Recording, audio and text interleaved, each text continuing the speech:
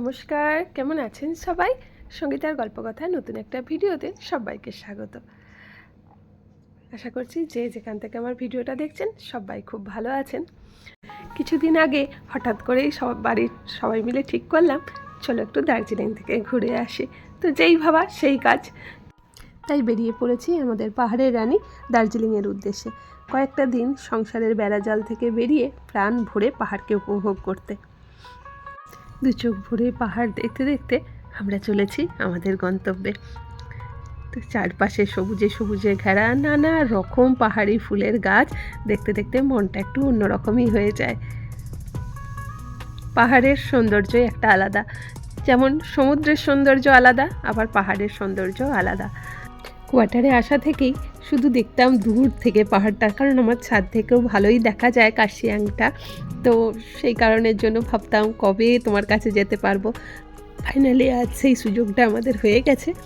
তো এখানে কিছুটা একটু রেস্ট নেবো।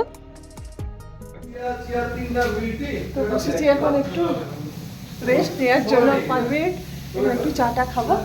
এখানে একটা দোকানে এরকম বসেছি, তো একটু চাটা খেয়ে নিই। আর যা ঠান্ডা, মানে হাত পা জমে যাচ্ছে, একটুখানি মানে চাটা খেতেই হবে, নাহলে আর চলা যাচ্ছে না। সোয়েটার ফোটারগুলো তো ব্যাগেই রাখা আছে, সোয়েটার ফোটারগুলো একটু বার করতে হবে, তো ওই জন্য একটুখানি খেয়েছি। একটু চাটা খাই, তারপরে সেটা একটু ম্যাগি খাবো, তাই না? আমাদের গরমা গরম চা রেডি। এদিকে শরীরকে একটু গরম করতে হবে। আর ওইদিকে নেমেছে বৃষ্টি। পাহাড়ে আসবো আর বৃষ্টি হবে না তা তো হয় না। চলো সবাই একসাথে। কেমন হয়েছে রে ম্যাগি? ভালো হয়েছে? পাহাড়ের ম্যাগির তো একটা টেস্টই আলাদা।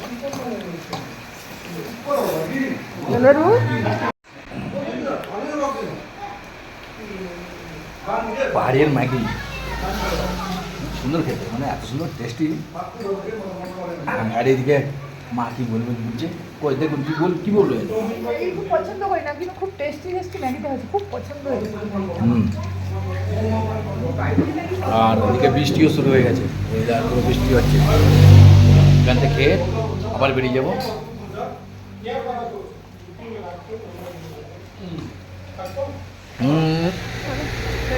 ব্রেক নিয়ে আবার জার্নি স্টার্ট। ব্রেক নিয়ে নিয়েছি, চলো এবার জার্নি আবার স্টার্ট। বৃষ্টি শুরু হয়ে গেছে, বৃষ্টি শুরু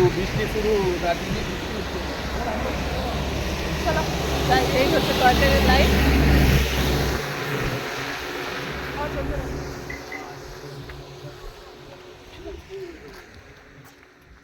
পাহাড়ে কখন যে বৃষ্টি আর কখন যে রোদ ঝলমল বোঝা দুষ্কর ব্যাপার, কারণ এখানে প্রকৃতিগুলো খেলা করতেই থাকে। আর এই দেখুন পাহাড়ের ঢালে শুরু হয়ে গেছে চা বাগান, আর এখানে হচ্ছে জঙ্গল পরিষ্কার করছেন এনারা। তো কি সুন্দর লাগছে দেখুন এই চা বাগানগুলো দেখতে দেখতে। আমাদের মানে যে কোয়ার্টারে ওখানে থাকি নিচের দিকেও আছে সমতলে যেসব চা বাগানগুলো, কিন্তু এই পাহাড়ের ঢালের চা বাগানের সৌন্দর্য একটা অন্যরকমই। ধাপে ধাপে কি সুন্দর চা গাছগুলো লাগছে দেখুন। কিছুক্ষণ আগেই খুব বৃষ্টি একটু হয়ে গেল, কিন্তু এখন বৃষ্টিটা যা হোক একটু থেমেছে। বৃষ্টিই হোক আর রোদ ঝলমলে আকাশ, দুটোতেই কিন্তু পাহাড়ের সৌন্দর্য অতুলনীয়। তাই দু রকম রূপে পাহাড়কে উপভোগ করা যায়। রোদ ঝলমলে একটা রূপ, আর এই বৃষ্টিতে আর একটা রূপ পাহাড়ের দেখা যায়। তো চলুন, আমাদের এখানটা রেস্ট করা হয়ে গেছে, চাটা খাওয়া দাওয়া কমপ্লিট। এবার আবার আমরা রওনা দেব। দেখুন পুরো পাইন গাছে ভরা, কি সুন্দর লাগছে না? তো জার্নি স্টার্ট করে দিয়েছি আবার। আর দেখুন মেঘগুলো কেমন ভেসে বেড়াচ্ছে, কি দারুণ লাগছে না বাইরের দৃশ্যটা? দেখতে দেখতে পুরো চোখ জড়িয়ে যাচ্ছে।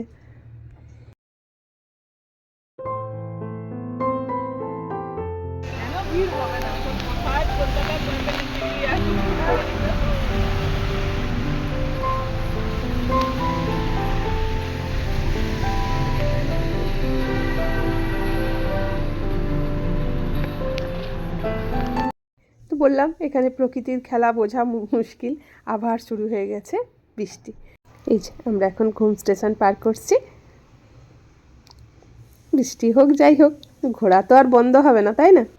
তো এখন এখানে গাড়ি থেকে একটু নেমে পড়েছি, এই যে বাতাসিয়া লুপে প্রবেশ করব। আর বৃষ্টিও হচ্ছে ভালোই, তো জানি না কীভাবে কি আমাদের ঘোরাটা হবে।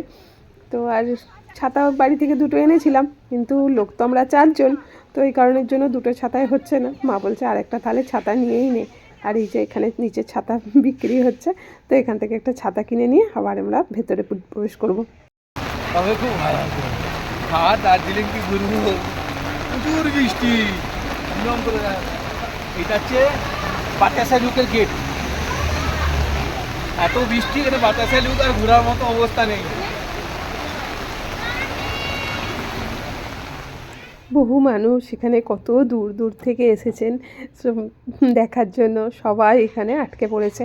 কী আর করা যাবে, প্রকৃতির সঙ্গে তো কারো আর জোর চলবে না, তো প্রকৃতি তো তার নিয়মেই চলবে, কারো কথাও সে তার শুনবে না। তো খুব খারাপ লাগছে জানেন, যে এত বৃষ্টির মধ্যে। আর কি বলুন তো, আমাদের তো আর মানে বেশি দূর না, তবুও কিন্তু বহু মানুষ এসেছেন অনেক অনেক দূর থেকে, যাদের আর মানে নির্দিষ্ট টাইমের মধ্যেই তাদের ট্রেন সমস্ত কিছু, তারা বেশি দিন থাকতেও পারবে না। সত্যিই খুব খারাপ লাগছে, এই জায়গাগুলো ভালোভাবে ঠিক উপভোগ করতে পারছে না।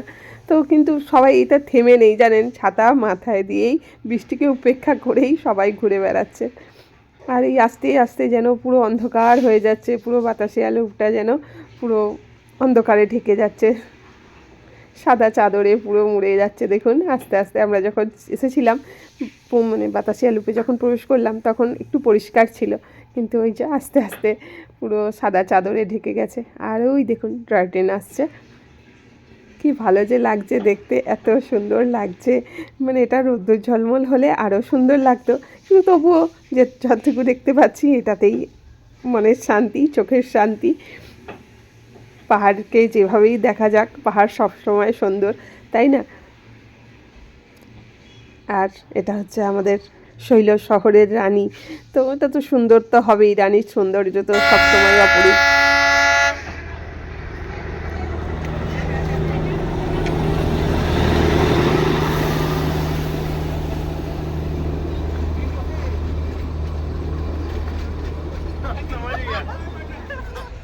তো আমরা এখন পৌঁছেছি বাতাসিয়া লুপ, কিন্তু ওই যে ওয়েদার দেখো, পুরো একদম অন্ধেরা অন্ধেরা, বৃষ্টি তো হচ্ছিল, এখন বৃষ্টিটা থেমেছে, পুরো অন্ধকার হয়ে আছে চারপাশটা, দেখতে পাচ্ছ?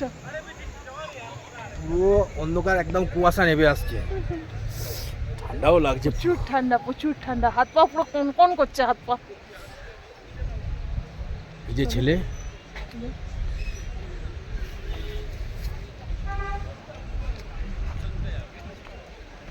ঠান্ডা।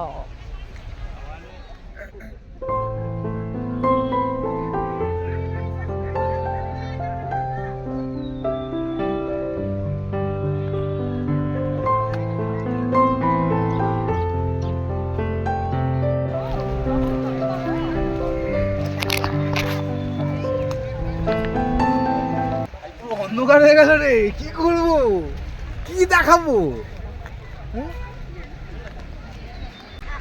এই বাতাসিয়া লুক আমাদের দার্জিলিংয়ের 1 নম্বর স্থান, যেখানে আমরা দেখার জন্য এসেছি অনেক দূর থেকে, কিন্তু বৃষ্টি আর মেঘে আচ্ছন্ন পুরো এলাকা, দেখাবার আর কিছু নেই। আর এদিকে রেল লাইনে, টয় ট্রেন লাইনে প্র্যাকটিস চলছে, রানিং।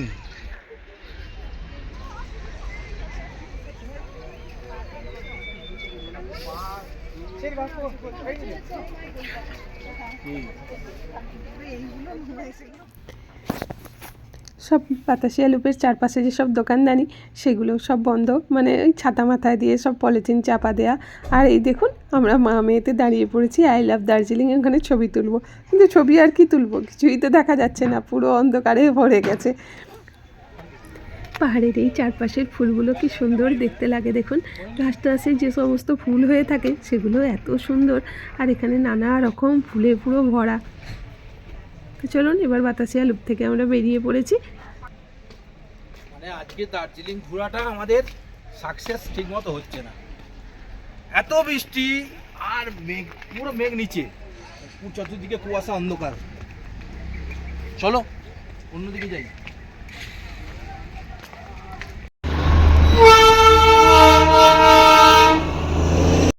চলুন আজকের মতো এখানেই বিদায় নিচ্ছি। সবাই ভালো থাকবেন, সুস্থ থাকবেন। আর আমার ভিডিওর কোনো অংশ যদি আপনাদের ভালো লেগে থাকে তাহলে অবশ্যই একটা লাইক কমেন্ট করতে ভুলবেন না।